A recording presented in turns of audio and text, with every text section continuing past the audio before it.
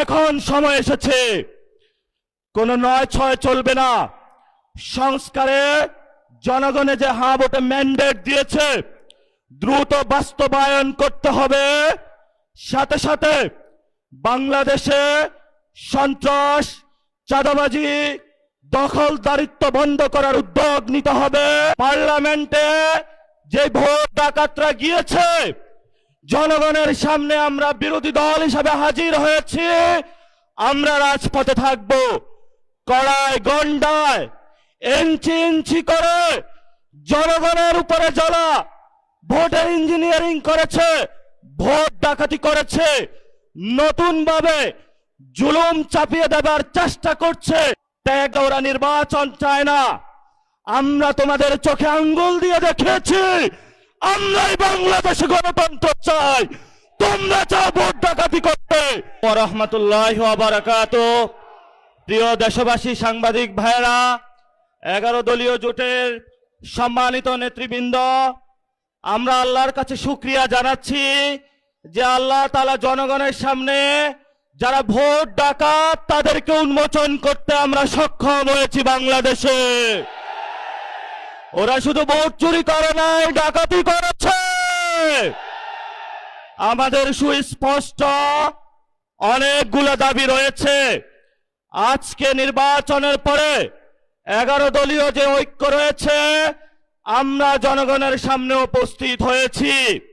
আমরা প্রথমত বলতে চাই, পার্লামেন্টে যে ভোট ডাকাতরা গিয়েছে, জনগণের সামনে আমরা বিরোধী দল হিসাবে হাজির হয়েছি।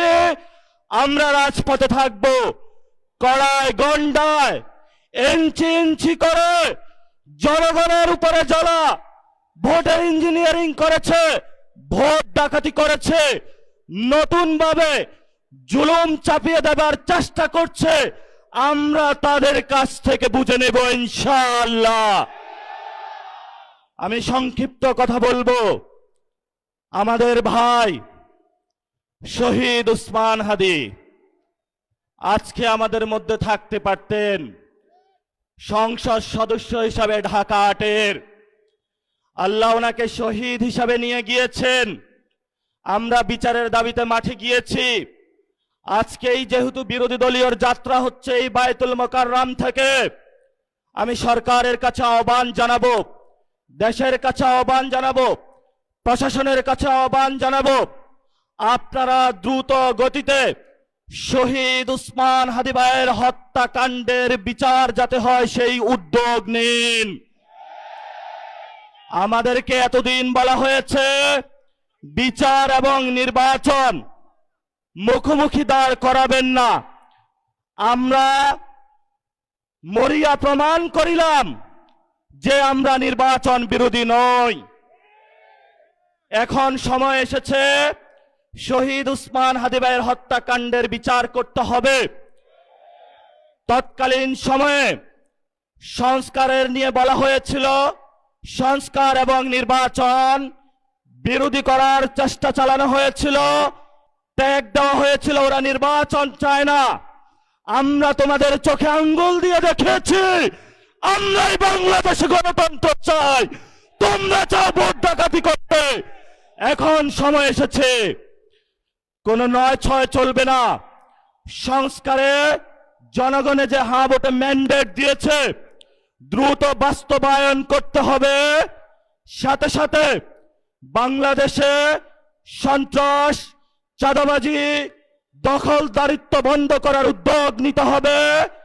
এবং নির্বাচনের আগে আমরা এই বায়তুল মোকাররমে দাঁড়িয়ে একটি প্রটেস্ট করেছিলাম। ভোট ডাকাতির জন্য আমাদের জামাত ইসলামের এক ভাইকে খুন করা হয়েছিল। আমরা বলেছিলাম আমরা আবার আসবো, দ্বিগুণ হয়ে আসবো, এসেছে দ্বিগুণ হয়ে। আমাদের ভাইয়ের হত্যার বিচার বুঝে নিতে হবে। রাজপথে সংগ্রাম জারি রাখতে হবে। যেই বন্দের উপরে আক্রমণ করা হয়েছে, পেটে লাথি মারা হয়েছে, বোরকা ধরে টান দেওয়া হয়েছে, গুলিবিদ্ধ করা হয়েছে, পা ভাঙা হয়েছে, প্রত্যেকটির হিসাব কড়ায় গন্ডায় আমরা ইঞ্জিনিয়ার তারেক রহমান থেকে বাংলাদেশে বুঝে নেব ইনশাআল্লাহ। আমরা একমাত্র ভয় পাই কার কাছে? আল্লাহ ছাড়া আমরা কারো কাছে ভয় পাই না। হে মালিক, তুমি আমাদের রক্ষাকারী, তুমি আমাদের রিজিক দাতা। যারা এই বাংলাদেশের জনগণ 17 বছর অপেক্ষা করেছিল, আমাদের অধিকার ছিনিয়ে নিয়েছে, ডাকাতির মাধ্যমে ভাইদেরকে হত্যা করেছে। আরশের মালিক তোমার মালিকের বিচারে আমরা বিচার রেখে গেলাম। তুমি তাদের দৃষ্টান্তমূলক শাস্তি বাংলার মাটিতে জনগণের সামনে করবে। আমরা আজকে তোমার মসজিদের সামনে বিচার রেখে গেলাম। বাংলাদেশের মানুষ হতাশ হবেন না।